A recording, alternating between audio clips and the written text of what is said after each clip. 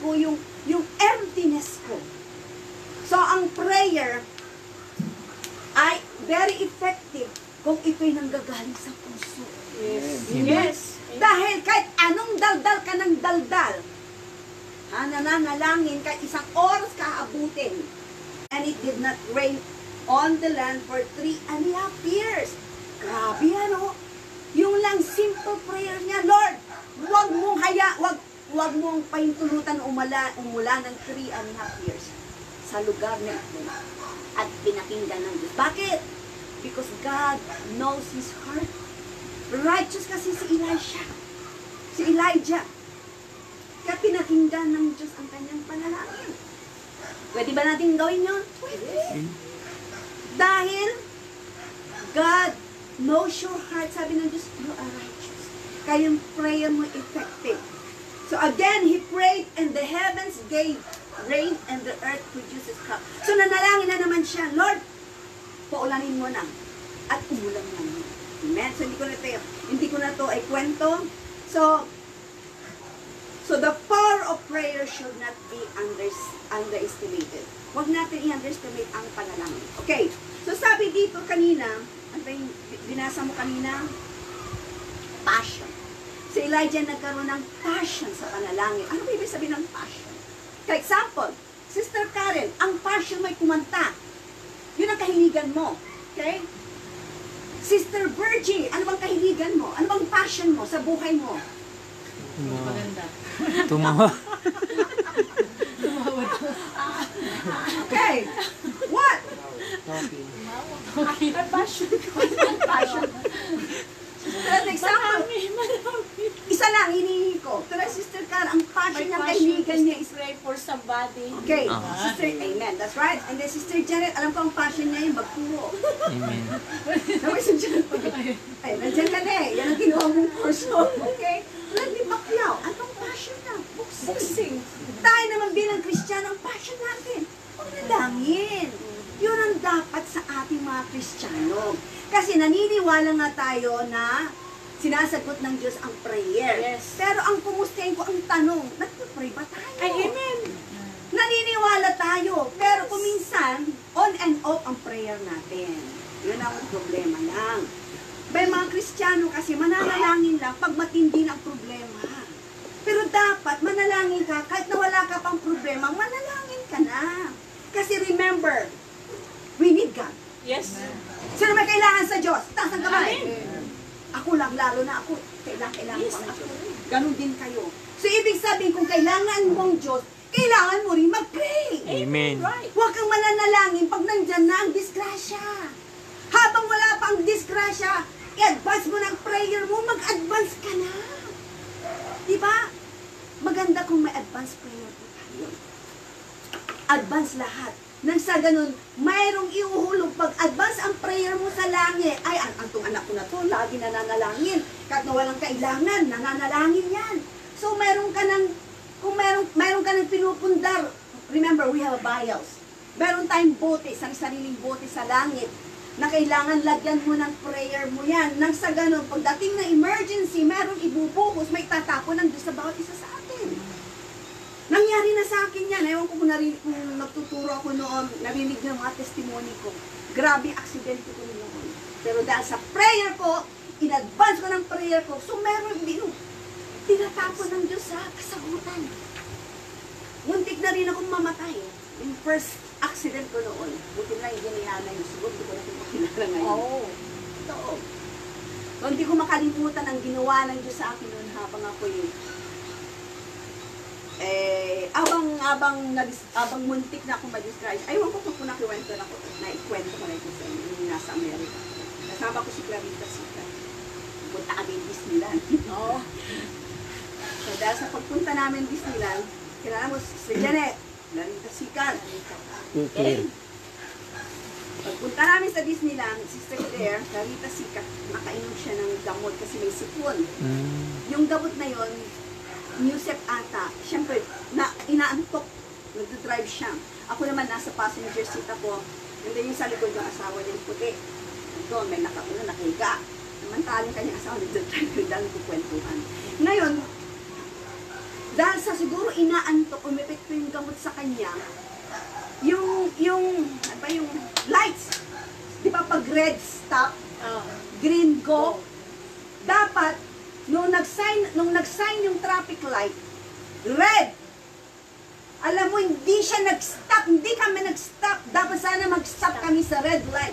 Anong ginawa niya? Sige, diniretso niya ang red light.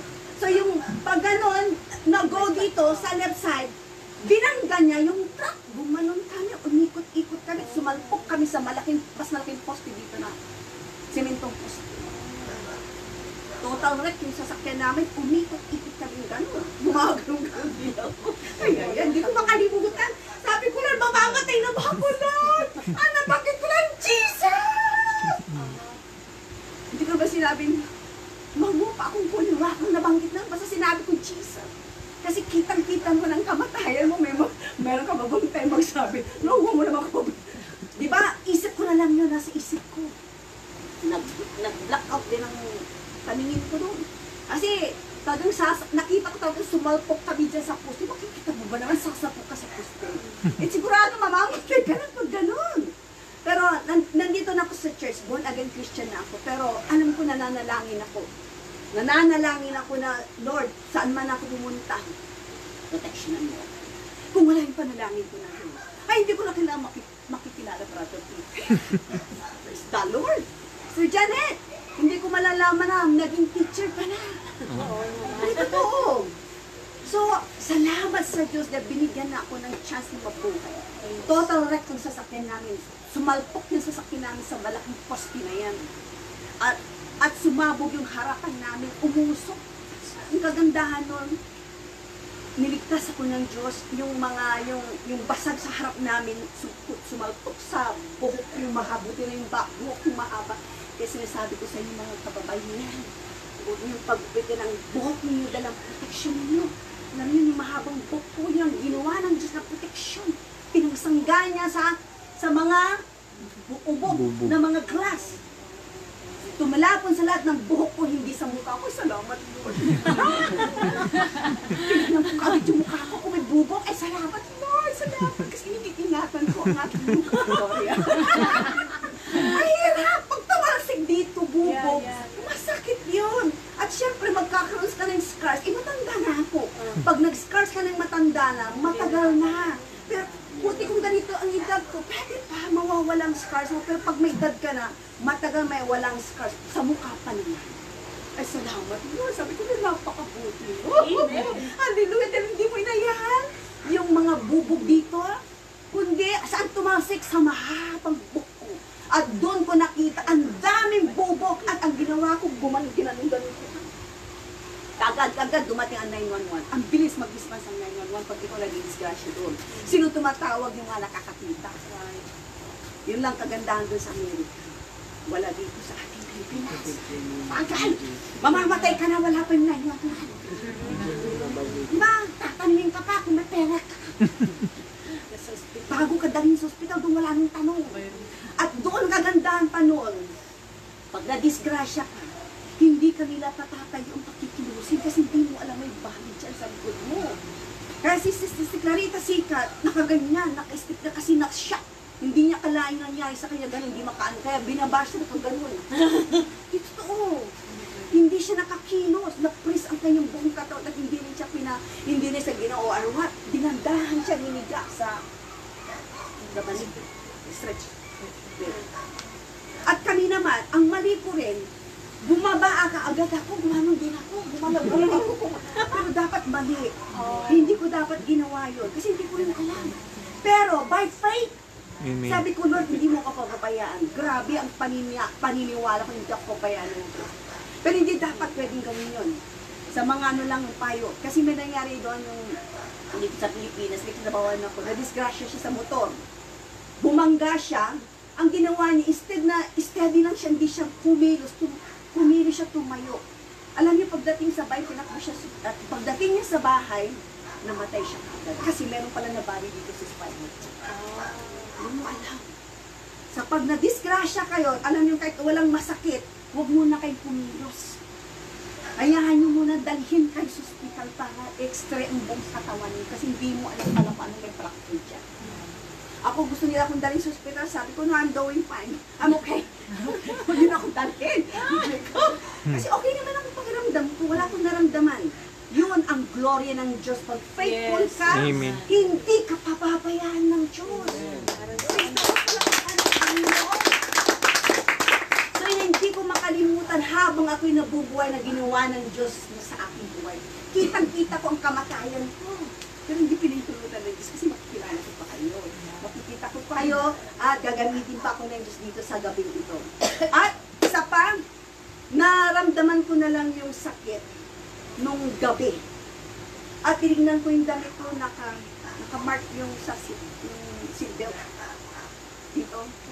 Pulang-pula dito kasi naka-seatbelt ka dapat doon. At sa pag-seatbelt ko, kailangan mag-seatbelt kayo. Remember, please, gamitin yung seatbelt dahil nakakatulong din sa amin. Kasi kung di ako nag-seatbelt, papatulila ako na. At alam niyo yung, ano tawag doon? Airbag. Tumila ako din sa aming dalawa. Kasi kanya-kanya airbag sa likod. Kanyang kabutan ating Panginoon. At ang naramdaman ko lang yung parang muscle pain lang. Kasi nayugyug ka lang gano'n. Parang ikot-ikot-ikot ka. Gano'n sa sakyan. Parang nakikita niyo sa mga movie, gano'n ang nangyari, hindi mo akalain. Kaya napaka-effective ang prayer. Kaya bago magkaroon ng disgrasya, manalangin ka kasi hindi mo alam ang buhay. What if? Kung ano nangyari sa akin, hindi ko pala iba, malibig gusto ba madisgrasya? Di ba may gusto? Masakit ha? Matamaan ka, masugatan ka, masakit.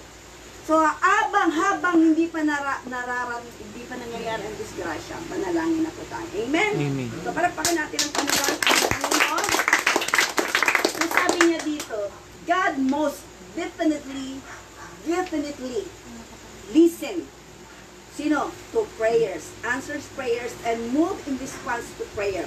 So, sabi ni James dito is showing the power of Effectual fervent prayer, prayed by anyone who is righteous. So, prayer is what allows us to touch God. Something powerful happen when we are in contact with Him. There is no substitute with God in this world. Wala nang substitute po. There is no greater power on earth than prayer. Amen? So, dapat manalig po tayo. Huwag niyong sabihin na, boring naman ang manalangin. Nakakapagod. hindi ko po. Boring ang manalangin. Lalo na may kailangan ka sa Diyos. Remember tayo po ang kailangan. Bata ka man, matanda ka man, may pinag-aralan ka man, o wala. Kailangan natin ang Diyos sa buhay natin. Everyday kailangan po natin. Sabihin natin sa Diyos, Lord, I need you everyday. Dahil kung wala ka, walang kwenta ang buhay natin. Miserable ang buhay natin, mga kapatid. Whether you believe it or not, pag hindi mo kasama ang Diyos sa buhay mo, walang kwenta ang buhay natin. Wala kang peace of mind. Pare, panay magulong isip mo. Dahil only God can give you peace of mind kung nananalangin ka. Kung magulong isip mo, lumuhod ka na. Kung mabigat ang nararamdaman mo, lumuhod ka na. Kung magulgol ka na sa Diyos, Lord, kailangan kita tulungan mo ko sa oras na ito. Hindi ko alam ang nangyayari sa sarili ko kasi may time, kumisa hindi mo alam pa nangyayari sa sarili mo. Parang may emptiness, may kulang. Kasi, ilang araw ka na kasi hindi nakikipag-usap sa Diyos, kaya may emptiness dyan.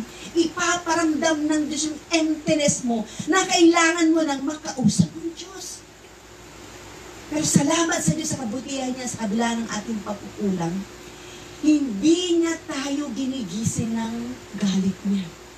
Kundi, ginigising niya ang kanyang mga anak sa pamagitan ng kanyang love. Tinatapik niya tayo, anak. Kakalimot ka na ata. Anak, paalala lang ha. Huwag mo akong kalimutan. Anak, paalala lang ha. Purihin mo ako, pasalamatan mo.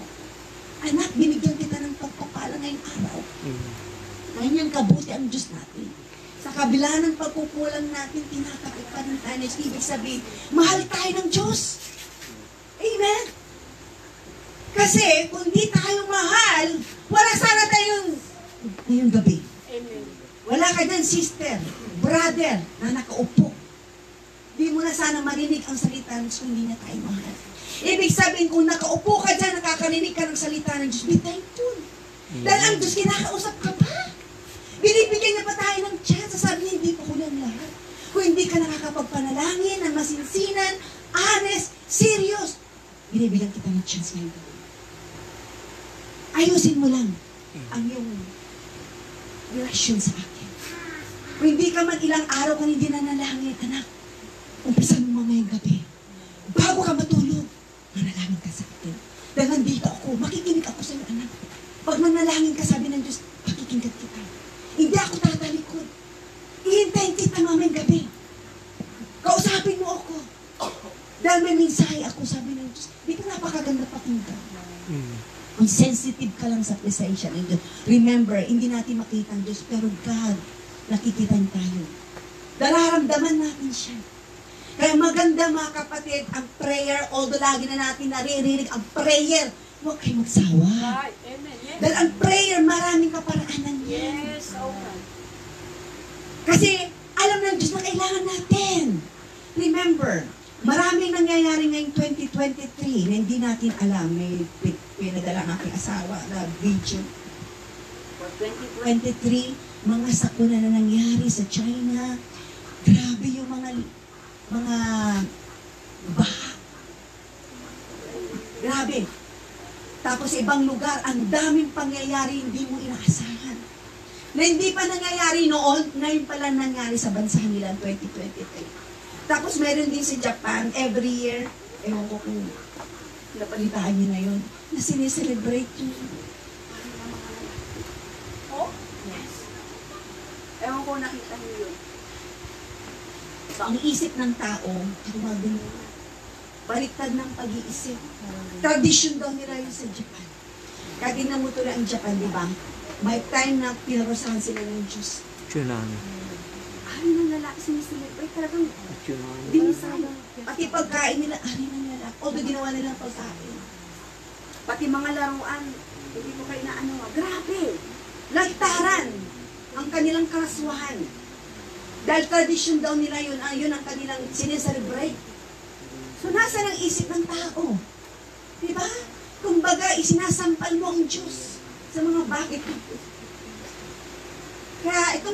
Kaya ang nangyayari sa ating kapaligiran, please, be prayerful. Hindi natin alam ang mga susunod pang mangyari. Dahil remember, nasa last generation na tayo. Yung mga nangyayari sa panahon natin, hindi nangyayari noon. Ngayon na lang nangyari sa atin.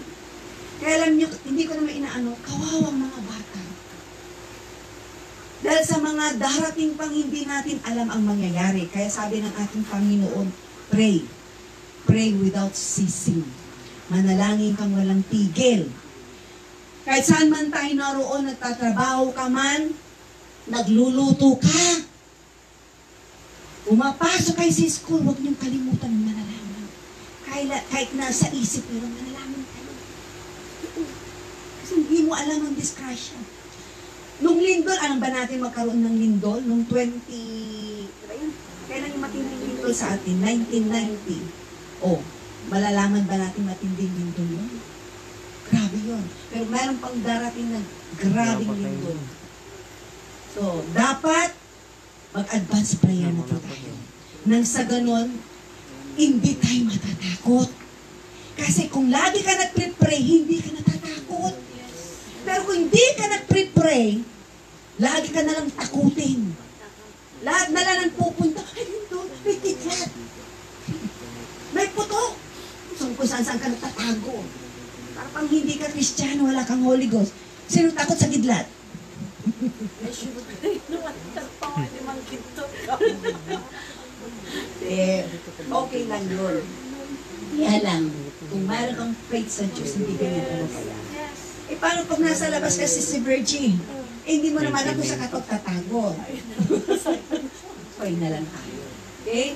So, importante na manalangin po tayo. Sa pagtulog natin, mag-pray ka bago ka matulog. Huwag kang matulog, na hindi nagpe-pray. Mga bata, mga estudyante. Hindi, anak ka. Kasi ibang-iba pang nagpe-pray tayo. At ipag-pray niyo mga magulang natin, mga kapatid natin, mga pinsan natin, mga kaibigan natin, mga kapitbahay natin, dahil nangangailangan din sila ng prayer. Dahil ang tao sa mundo, hindi sila nagpe-pray. So, sino mag-pray-pray sa kanila? Tayo mga Kristiyano. Magkaroon tayo ng pagmamalasakit sa kailangan sa ganun. Maligtas din sila. Dahil ang gusto ng Diyos, lahat ng nilikha niyang tao ay maligtas. Hindi lang tayo. Okay? So, pasalamatan natin ang Panginoon sa pamagitan ng pamalakpak. Praise God. Ang napakaganda ng ating pinag-aralan po ngayong gabi, prayer. Prayer. Pagkagising sa umaga, kumakain ka, matulog ka, bago ka matulog, saan ka man pupunta, mag-pray kayo.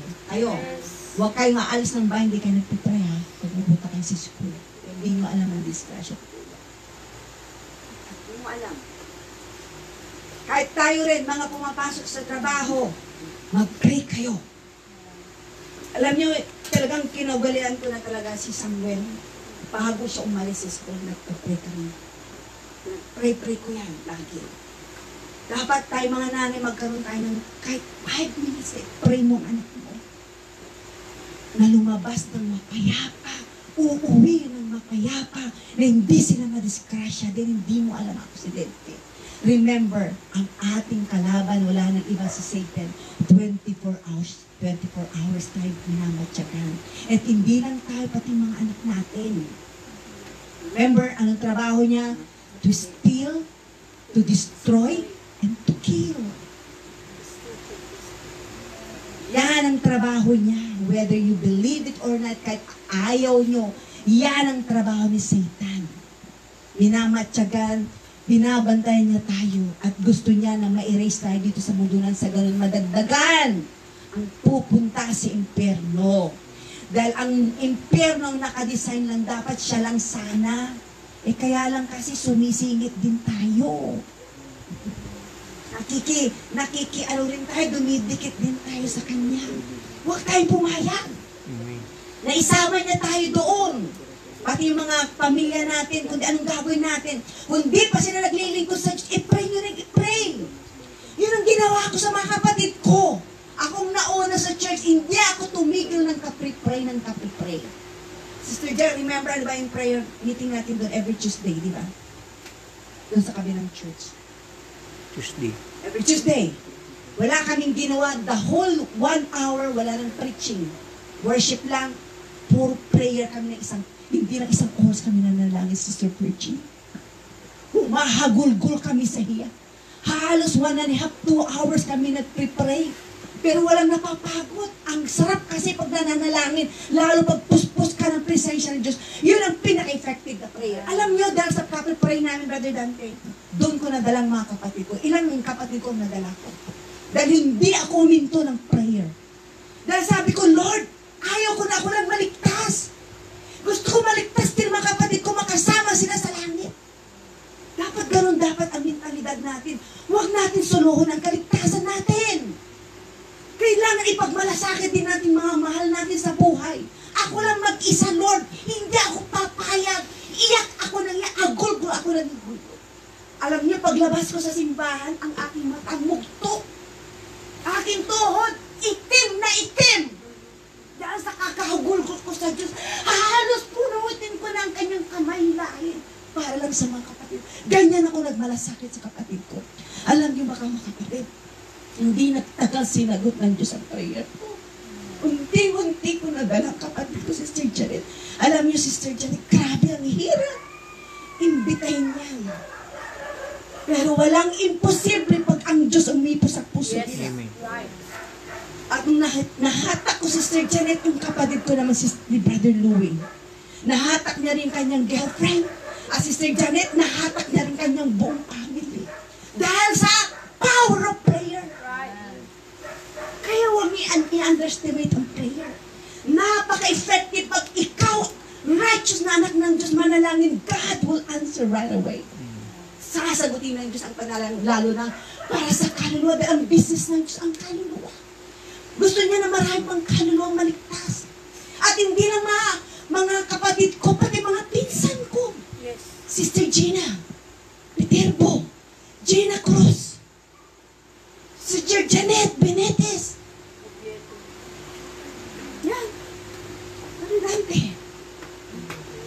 Kailangan magkaroon ng burden para maligtas din sila. Dahil kung hindi sa prayer, paano sasagutin ng Diyos ang prayer mo kung hindi ka naman nanalangin? At pag nanalangin ka, please, serious po. Maging serious ka sa panalangin, hindi nadakpis mo yung dati, tama na. Hindi sapat yung 5 to 10 minutes na prayer, kulang yun. Kailangan painitin mo pa. Painitin mo ng painitin. Diba, pag nagluluto ba kayo, kaagad umiinit yung kanin? Hindi. Unti-unti umiinit hanggang maluto. Yung niluluto mo. Ganon din sa prayer. Huwag niyong apurahin ang prayer time ninyo sa Diyos. Makipag-usap kayo ng masinsinan sa Diyos. Tulad ni Jacob, di ba nakipag-wrestle sa angel? Sa Diyos. Sabi niya, hindi kita bibitawan hanggat hindi mo ko pagpalang. Dapat ganun ang attitude natin. Huwag niyong bitawan ang prayer ninyo. Kasi kung minsan sa atin kasi pag isang buwan, 2 buwan, 3 buwan, isang taon hindi pa nasasagot ang prayer natin, binabaliwala natin, kinalimutan natin. No! Huwag niyong kalimutan yung hiningi niyo. Lagi yung remind sa Diyos, Lord, remember, reminder yung pinalangin ko noon. Lord, sagutin mo dahil kailangan ko. Huwag kayong kasi huminto hanggat hindi nasagot ng Diyos yung panalangin natin.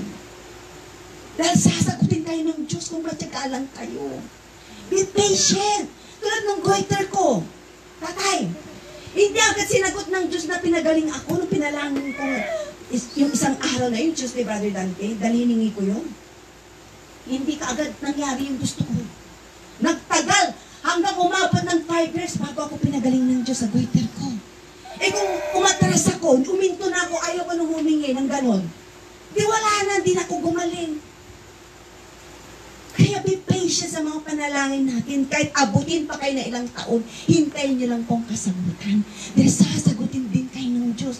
Kaya lang, tinitrain niya tayo sa patient. Kasi kung wala tayong patient, hindi natin makakamtam ang kasagutan ng ating Panginoon. At alam niyo mga kapatid, pag nagsagot ang panalangin, totally wipe out tulad ng goiter ko. Nang dalaga ko, may goiter na po ako. Dito, oh. Madala kong manghina. Ang heart ko mabilis mag-palpitate. Madaling araw, nag-chill ako. Ang mata ko, lumalabas itong puti, lumalaki. Yun ang symptoms ng may goiter sa loob. Pero alam nyo, nung naghintay ako, hindi ako umalis sa church, hindi ako nagsawa na makikipag-usap sa Diyos, nagmamakaawa, humahagulgol every Tuesday. Lord, alalahanin mo po ako, nahihirapan na ako, Lord. Ayaw ko nangyayaring ganito, nagtuturo ko sa Sunday School, nahihirapan ako, Lord. Kung gusto mo pa akong gamitin mo pong lalamunan ko para magturo. Kumakanta rin ako mo, Sister Karen. Hindi magandang boses ko, katulog. Pero hiningi ko sa Diyos, Lord, gusto ko umawit. Paganday mo ang boses ko. Pero itong lalamunan ko hadlang. Dahil sa goiter. Pag may goiter ka, apektado lahat, pati boses mo. Pero alam nyo, hindi ako tumigil sa pananalang hanggang dumating yung his time. Sa panahon niya, hindi sa panahon ko. Ha? Tukon ko nakita ang kapangyarihan ng Diyos. Sa Tuesday yung Sister Janet. Prayer meeting natin, Brother Dante. Doon ko nakita ang kapangyarihan ng Diyos. Kung paano niya ako ginamot. Hindi yung binuksan niyo dito, hindi. Iba ang Diyos pag nanalangin. Di ba sa hospital surgery, di ba bubuksan dito sa kanya, hindi? Ang pag-open niya sa akin, mula dito sa ilalim, hanggang pinalabas niya. Yung green na nalabas na green sa loob ng aking tiyan. Grabe. Pero nakakagandahan noon, instead na mabaho, hindi mabaho. Mabango. Grabe, ang miracle ng Diyos. Usually, di ba, pag nagsusuka ka, mabaho. At pag nagsuka ako noon, katatapos ka lang kumain pala noon. Dapat pag nagsuka ka, may halong kanin, kung ano. Noong nagsuka ako noon, dahil pag ang Diyos pa lang kumikilos, nag-opera sa'yo, walang halong kanin. Ang pinapalabas niya lang dyan, anong siniseparitan? Ang Diyos mag-opera. Ang pinapalabas niya lang yung gusto niya alisin. Yung toxic, yung goiter. Ay, grabe.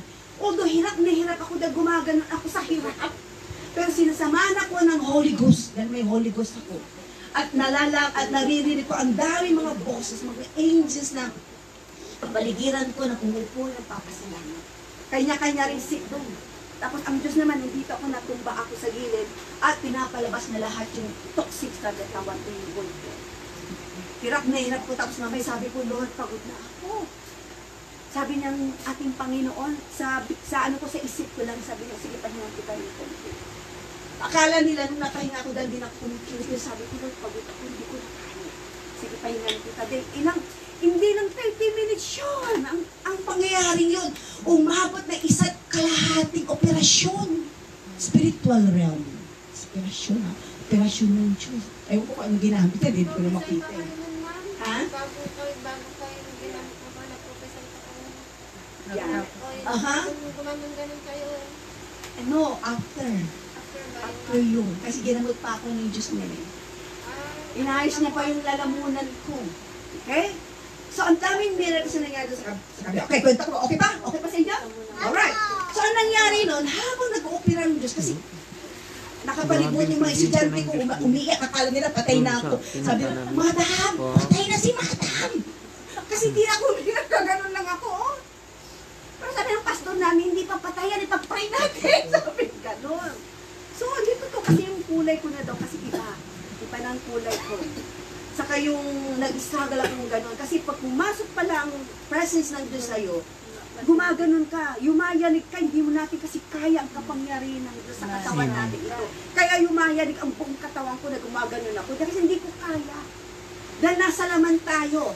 Ang presensya ng Diyos ay napakalakas pag pumapasok sa ating talang. Ewan ko kung naramdaman, pero yun ang naramdaman ko. So, pinatigil ako Diyos, nahinga ako. Then mamaya-maya, sinigil na naman niya ako. Sinigil niya hanggang makuha niya lahat yung toxic sa katawan ko. At alam niyo bang kagandahan nun? Wala naglinis dun sa suka ko. Anong nangyari? Wala! Ayaw nilang linisa, kala nila mabantot, marumi. Alam niyo ginawa ng Diyos? Nakapikit pa ako. Binangon ako ng Diyos. Alam niyo yung mahaba kong buhok, yun ang pinagpakit ko. Palakpakan natin ang Panginoon. Amen. Yes. Ganyan, makapangyarihan ng Diyos. Sinasabi mo. Totoo. At alam nyo, pagkatapos nung naimasmasan na ako, bakit sabi ko, inipong ang buhok ko, bakit ang basang-basa? Buong buhok ko, basang-basa. Yung pala pinangpahit ko, pinangpuras ko sa side. At alam nyo, grabe ang miracle talaga. Walang amoy. Ang bango-bango ng buhok ko. Walang anesthesia ang binigay ng Diyos sa akin, ha? Di ba pag nagpapa-opera tayo, ma-anesthesia? Iba pala pag nag-opera ang Diyos sa atin. Napakaganda. At isa pa yung kalakasan ibibigay ng Diyos sa'yo, kaya mo. Sa kabila ng yung power yung ibibigay niya sa'yo. Siyempre, di natin kaya yan, ano? Bibigyan ka ng iba yung kalakasan parang kayanan. At pagkatapos na naibasmasan ako, gumanang pakiramdam ko. After 1 week ata, pumunta ako sa doktor para nagpa-check up ng T3, T4 sa goiter. At alam niyo ang resulta, negative! Yes. Praise the Lord!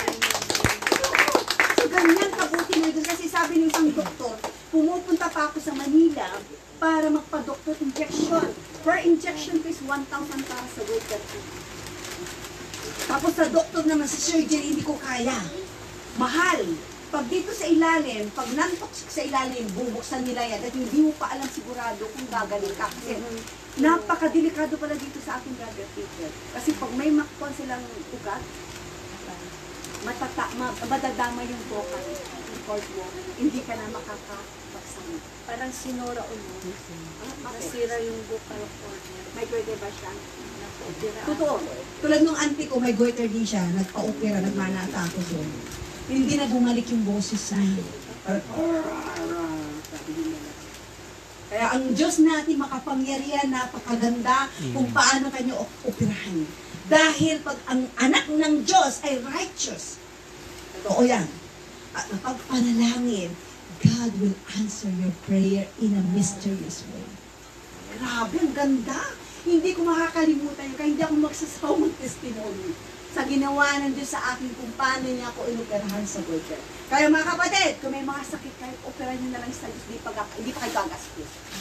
Yes, libre, hindi pa Wala pang Amen. sugat. Walang anesthesia. Wala pang gamot na inumin mo. Ano nilang walang gamot? Pahinga lang. Nagpasalamat lang ako sa Diyos. Yun ang aking maintenance. Habang nagpapaano ako, ang ginagawa ko, nagpapupurit pagpapasalamat. Yun lang. O di pre, wala akong ginastos. Ang ginawa ko lang, Lord, hallelujah, praise the Lord, salamat Lord. At sabi ko sa Diyos, Lord, gagamitin mo ang boses ko. Yes. Kaya hanggang ngayon, ginagamit ko pang boses ko. Huwag yung kalimutan na pag pinagaling na kayo ng Diyos, wala na kayo ha. Hindi niyo napapagamit yung mga boses ninyo. Amen. Kaya alam niyo mga kapatid, hanggang ngayon, wala na yung sakit ko na yon. Totally healed, hindi na bumalik. Kumbaga, pag ang Diyos nagpagaling pala, wipe out lahat, hindi na papalik. Palakpakan natin ang Praise God. ganyan kabuti ang ating Panginoon. Dahil wala siyang katulad. Makapangyarihan ng Diyos at lahat ng mga sinasabi ng Diyos sa atin ay totoo. At gagamitin ka niya bilang testimony.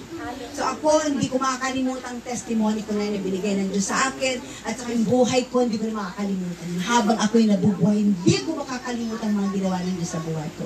Kaya God is good!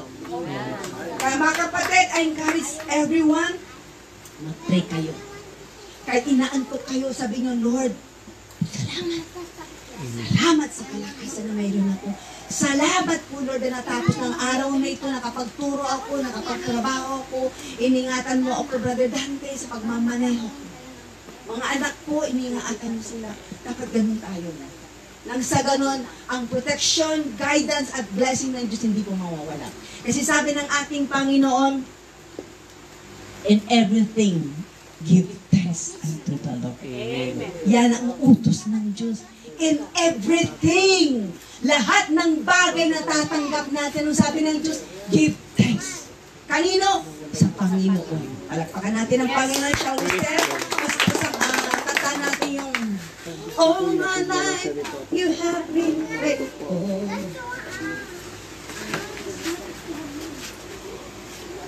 Kaya napakabuti talaga ng Diyos sa ating buhay. Alam niyo yan, di ba? All my life you have been so good.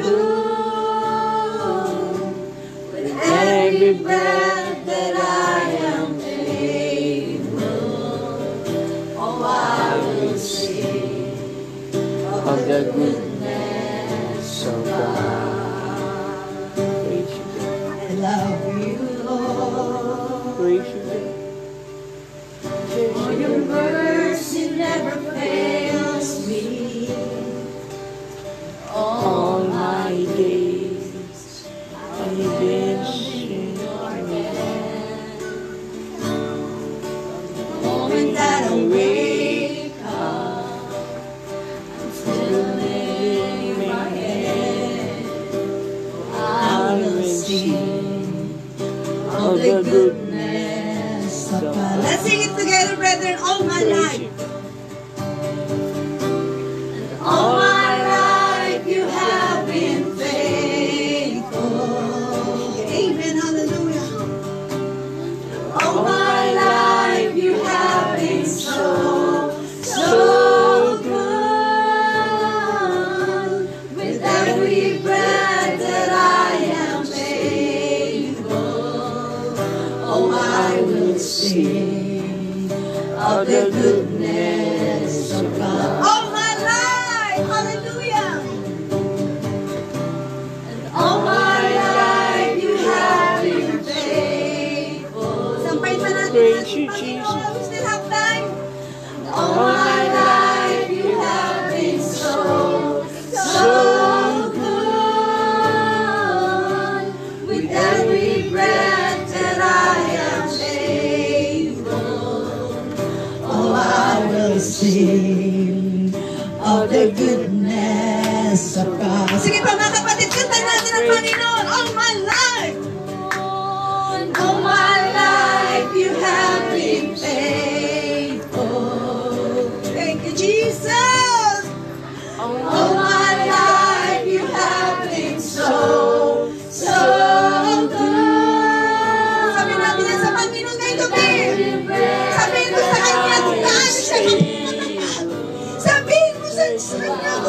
gaano siya kabuti sa buhay mo. Sige lang, sige mga kapatid. Sabihin mo sa Diyos, all my life. Hallelujah, hallelujah. All my life you have been faithful. Tingnan mo, Lord, napakamatapad mo. All my life you have been so good.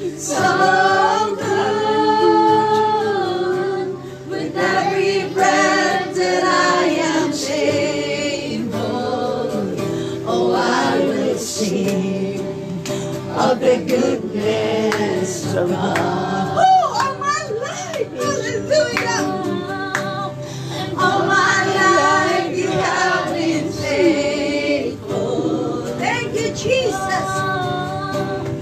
All my life you have been so good.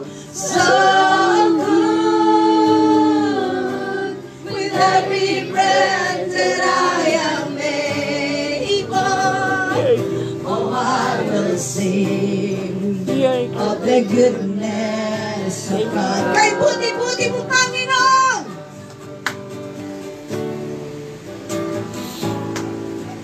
Kay buti-buti mo, Panginoon. Amen. Sa lahat ng oras. Sabi natin yan sa Diyos may tabi. Amen. Kay laging tapat. Yes, let's sing it together. Isigaw natin yan sa Panginoon na talaga napakabuti ng Diyos. Iyong kahabagan Ay magpasawalang hanggan. Kay buti-buti mo, Panginoon. Oh, kay buti-buti mo, Panginoon. Thank you, Jesus.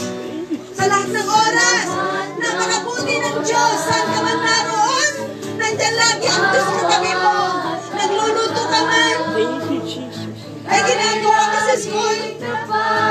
May sakit ka man. Wala kang pera. Napakabuti pa rin ang Diyos sa buhay natin. Ay magpasawalang hanggan. Purihin ka, Panginoon. Pinupuri, sinasamba kita. Dakilang Diyos at Panginoon. Tunay na ika'y walang katulad. Tunay na ika'y di nagbabago. Mabuti ang Diyos na sa akin ay nagmamahal. Pinupuri kita, Panginoon. Pinupuri, sinasamba kita. Hallelujah. Dakilang Diyos at Panginoon. Tunay na ika'y walang katulad. Tunay na ika'y di nagbabago. Mabuti ang Diyos na sa akin ay nagmamahal. Minsan pa mga kapatid, pinupuri, sinasamba kita. Dakilang Diyos at Panginoon. Tunay na ika'y walang katulad. Tunay na ika'y di nagbabago. Mabuti ang Diyos na sa akin ay nagmamahal. Mabuti ang Diyos na sa akin ay nagmamahal. Malakas na palakpak para sa Panginoon na ipagin. Palakpak na sinamalo. Palakpak na sinamalo ng Diyos ang padalan ko. Palakpak na walang presensya ng Panginoon. Palakpak na pinagalitan ng ating Panginoon. Hallelujah. To God be all the glory dahil naging matagumpay ang gawain na ito dahil sa awat pagmamahal niya. Tayo muling kinausap ng Panginoon. Praise Amen. And I believe na busog po tayo ngayong gabi at naniniwala ako na ang prayer na sinabi ng Diyos, tinuro niya sa atin, pray without ceasing, ay patuloy po natin gawin ito sa araw-araw nating pamumuhay. Hindi lang po gabi tayo magpipray. Umaga, tanghali, gabi. 3 times a day. Ganun ang ginagawa ni Pastor Daniel sa Bible. 3 times a day po siya nagdarasal. Amen. Hindi nakakapagod, kahit 5 to 10 minutes lang. Okay na yung basta nasa taos puso. Amen? At bago tayo magtapos, sinili ko kay Sister Nelda ang closing prayer po natin sa ating Panginoon. Palakpak sa ating Panginoon. Tunay ko na napakabuti niyo sa aming Panginoon. Salamat sa matamis mong presensya sa gabi nito, Panginoon. Salamat sa iyong mga salita, mayamang salita, Panginoon, na aming napakinggan. Praise God. I-bless, Panginoon, ang iyong mga ginamit sa gabi nito, Panginoon. Nakikita niyo po, Panginoon, ang kanilang pangangailangan, O God. Patuloy mo silang bigyan, Panginoon, ng katalinuhan na nanggagaling sa iyo, Panginoon. Salamat din sa bawat sa amin na narito, Panginoon. Tulungan mo rin kami, Panginoon, sa aming pananalangin, Panginoon, O God. At kami po ay tulungan din na lumapit sa iyo lagi, Panginoon, O God. Hallelujah. Salamat, Lord, sa iyong mga biyaya sa aming buhay. Salamat, Lord, sa kapangyarihan, Panginoon, na binibigay mo sa amin araw-araw, Panginoon. Salamat sa presensya mo, Lord, at ganoon din po, Panginoon, sa gabi nito, Panginoon. Nadalangin namin Sister Seni, Sister Cheryl, Sister Karina, Panginoon, na nasa panig ng karamdaman, Panginoon, O God. We pray, O God, for your healing, O God. Yes, amen. The Lady Bigyan niyo po sila, Panginoon, ng bawat kagalingan, bawat kalakasan, Hallelujah. Salamat, O God. Thank you for your healing grace sa kanyang, Panginoon. At sa bawat isa sa aming pag-uwi, Panginoon, patuloy niyo kaming ingatan, Panginoon. And ganun din po sa merienda sa gabing ito, pagpalain niyo po, Panginoon, O God, linisan para po sa aming mga katawan, Panginoon, O God. At kayo po ay may tataas, Panginoon, at sinupuri ka namin, Panginoon. In Jesus' name we pray. Amen. Praise God. Praise God. Announcement po, ang susunod na Bible study po natin ay kina Brother Dante sa susunod na Tuesday. Ang kanila naman, ang sino ang lecturer